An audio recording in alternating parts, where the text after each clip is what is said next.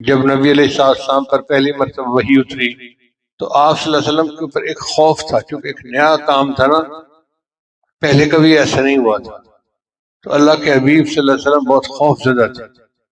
چنانچہ آپ کانپ رہے تھے، گھر آئے تو خدیجہ الکبریٰ رضی اللہ تعالیٰ عنہ نے پوچھا، اے اللہ کے حبیب صلی اللہ علیہ وسلم، آپ کیوں اتنا غمزدہ ہو رہے ہیں؟ تو نبی صلی اللہ علیہ وسلم نے فرمایا، لقد خشیت علی نفسی، مجھے اپنی جان کا ڈر ہے، یعنی مجھے ڈر ہے کہ پتہ نہیں میں اس بوجھ کو اٹھا سکوں گا یا نہیں اٹھا سکوں گا۔ تو خدیجہ الکبریٰ رضی اللہ تعالیٰ عنہ نے آگے سے جواب دیا، کلا، ہرگز نہیں، واللہ، اللہ کی قسم، ما یخزیک اللہ ابدا، اللہ آپ کو کبھی رسوا نہیں کرے گا۔ اب بیوی نے اتنے اعتماد کے ساتھ یہ بات کی کہ اللہ آپ کو کبھی رسوا نہیں کرے گا، اور اس سے آگے دلیل پوچھی گئی کہ کیوں رسوا نہیں کریں گے، تو انہوں نے کہا انک لتصل الرحم، آپ صلہ رحمی کرتے ہیں، وتحمل القلب، اور لوگوں کا بوجھ اٹھاتے ہیں، وتکسب المعدوم، اور محتاجوں کے لیے کماتے ہیں، وتقرئ الضیف، مہمان نوازی کرتے ہیں، وتعین علی نوائب الحق، اور نیک کاموں میں یہ مصیبت زدوں کی مدد کرتے ہیں۔ یہ بخاری شریف کی روایت ہے، اور یہی صفات سیدنا صدیق اکبر عنہ کے۔ ہجرت مدینہ سے پہلے ایک ایسا وقت بھی آیا کہ کفار نے مسلمانوں کا رہنا تنگ کر دیا تھا، تو ابوبکر صدیق رضی اللہ عنہ نے نبی علیہ السلام سے اجازت مانگی، تو آپ صلی اللہ علیہ وسلم نے انہیں حبشہ ہجرت کی اجازت دے دی۔ چنانچہ صدیق اکبر عنہ حبشہ ہجرت کی نیت سے مکہ مکرمہ سے چل پڑے۔ سرداران قریش میں ایک بندہ تھا، اس کا نام تھا عبد الدغنہ، پکا کافر تھا، مشرک تھا، مگر اخلاق کا اچھا تھا۔ اس نے وہ صدیق عنہ کو دیکھا تو اس نے پوچھا کہ آپ کہاں جا رہے ہیں؟ تو آپ نے فرمایا کہ مکہ والے مجھے رہنے نہیں دیتے، میں چھوڑ کے جا رہا ہوں۔ اس نے کہا لا یخرج ولا یخرج، نہ آپ جا سکتے ہیں نہ آپ کو جانے دیا جائے گا۔ تو پوچھا کہ کیوں؟ انہوں نے کہا اس لیے کہ آپ تو صلہ رحمی قائم کرتے ہیں، مہمانوں کا خیال کرتے ہیں، محتاجوں کے لیے کماتے ہیں، اور لوگوں کی مدد کرتے ہیں۔ جو صفات خدیجہ رضی اللہ تعالیٰ عنہ نے نبی علیہ السلام کی بیان کی تھی، وہی صفات ایک کافر نے حضرت ابوبکر صدیق کی بیان کی۔ اس کو کہتے ہیں نسبت اتحادی، کہ اخلاق و کردار میں انسان بالکل مشابہت پالے۔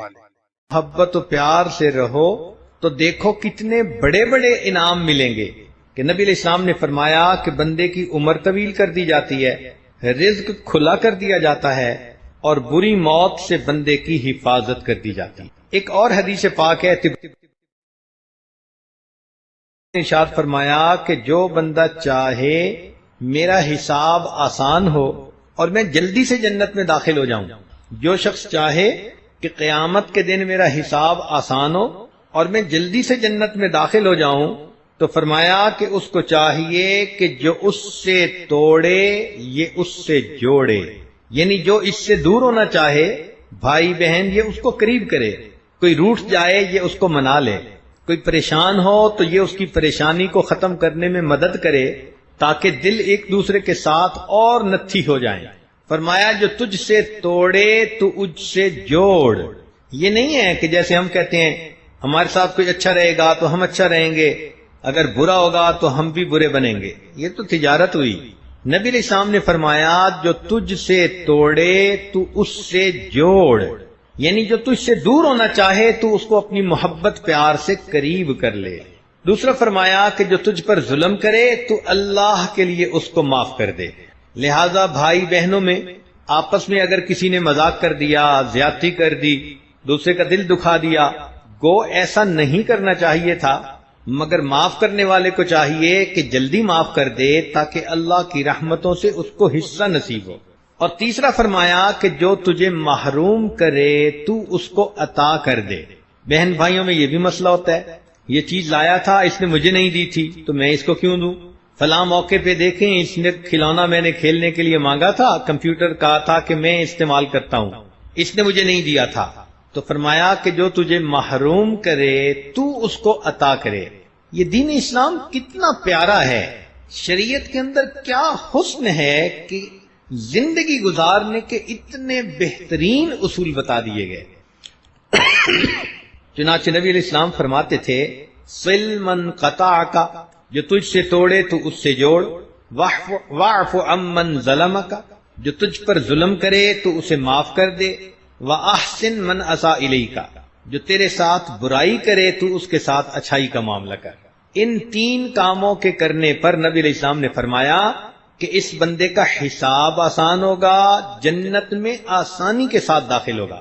اب پہلی حدیث اور دوسری حدیث کو ملا کر اگر دیکھیں تو معلوم یہ ہوا کہ جو بندہ صلہ رحمی کرے گا اللہ رب العزت دنیا میں اس کو لمبی عمر دیں گے، دنیا میں اس کو فراخ رزق عطا کریں گے، اور موت اللہ تعالیٰ اس کو ایمان پر عطا کریں گے، اور چوتھی بات کہ قیامت کی رسوائی سے بچائیں گے اور آسانی سے اس کو جنت میں داخل فرما دیں۔ تو یہ کیسا پیارا عمل ہے کہ جس ایک عمل کے کرنے پر انسان سیدھا جنت میں جائے گا۔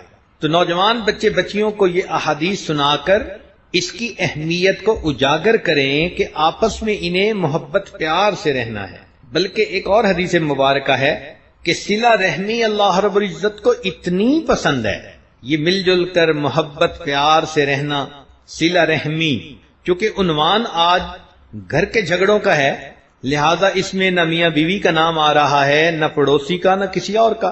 صلہ رحمی تو تمام ان رشتوں میں شامل جو شریعت نے قرار دیے ہیں، لیکن عنوان کی وجہ سے چونکہ نوجوان بچوں کا تذکرہ چل رہا انہی کا نام لیا جا رہا ہے، تو فرمایا کہ صلہ رحمی اللہ رب العزت کو اتنی پسند ہے کہ گھر کے لوگ اگر گناہگار بھی ہوں گے، صلہ رحمی کرنے کی وجہ سے اللہ ان کو مال اور اولاد کی کثرت عطا فرما دیں گے۔ اللہ اکبر کبیرہ، کہ اگر کسی گھر کے لوگ گناہگار بھی ہیں، اس لیے آپ دیکھیں گی کہ کتنے لوگ ہوتے ہیں ظاہر میں نماز کا اہتمام نہیں، رسم و رواج کی زندگی، لیکن مال بھی خوب ہوتا ہے، اولاد بھی خوب ہوتی ہے۔ وجہ کیا کہ آپس میں وہ محبت و پیار سے رہ رہے ہوتے ہیں۔ اس عمل کی وجہ سے اللہ رب العزت ان کو مال میں بھی کثرت دے دیتا ہے، اولاد میں بھی کثرت دے دیتا ہے۔ تو سوچئے اگر گناہگار بندوں کو بھی اللہ تعالیٰ یہ نعمتیں دے دیتا ہے تو جو نیکوکار بن کر زندگی گزاریں گے اور صلہ رحمی کریں گے پھر اللہ رب العزت کی کتنی برکتیں ان کو نصیب ہوں گی۔ دوسرا زاویہ ماں باپ اور اولاد کے درمیان، عام طور پر دیکھا کہ ماں باپ اولاد کی تربیت چاہتے ہیں، ان کو روک ٹوک کرتے ہیں۔ نوجوان بچوں کو روک ٹوک بری لگتی ہے۔ ماں نے کہہ دیا بیٹی تم نے فلاں کے گھر نہیں جانا، حکمت ہوگی کوئی اس میں، اب بیٹی کو غصہ چڑھ گیا، امی تو پابندیاں ہی لگاتی رہتی ہے، باجی کو جانے دیتی ہے، مجھے کیوں نہیں جانے دیتی۔ ماں نے کہا کہ بیٹی تم دوپٹے کا خیال نہیں رکھتی، کیا مصیبت ہے، امی گھر میں بھی آرام سے نہیں رہنے دیتی۔ تو بجائے اس کے کہ بچی یوں کہے کہ ہاں امی یہ اچھی عادت ہے مجھے اپنانی ہے، اس کو پابندیاں نظر آتی ہیں۔ جب نفس کے اندر انانیت ہوتی ہے تو اصلاح کی ہر بات بندے کو بری لگتی ہے۔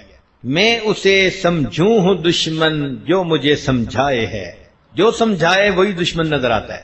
فون اٹھایا، ماں نے کہہ دیا بیٹی جب میں بھی ہوں تیرے بھائی بھی ہیں تو گھر میں دوسرے لوگ فون اٹھا لیں گے، آپ کیوں اٹھاتی ہو؟ اس پہ جھگڑا۔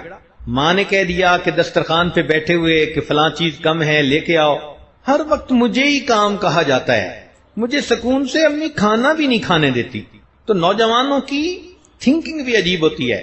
تو کئی مرتبہ تو روک ٹوک پہ ان کو دکھ ہوتا ہے، حالانکہ ماں باپ ان کے محسن ہوتے ہیں، وہ ان کو اچھی باتوں پہ روک ٹوک کر رہے ہوتے ہیں، مگر یہ اس بات کو سمجھ نہیں رہے ہوتے، لہذا روک ٹوک سے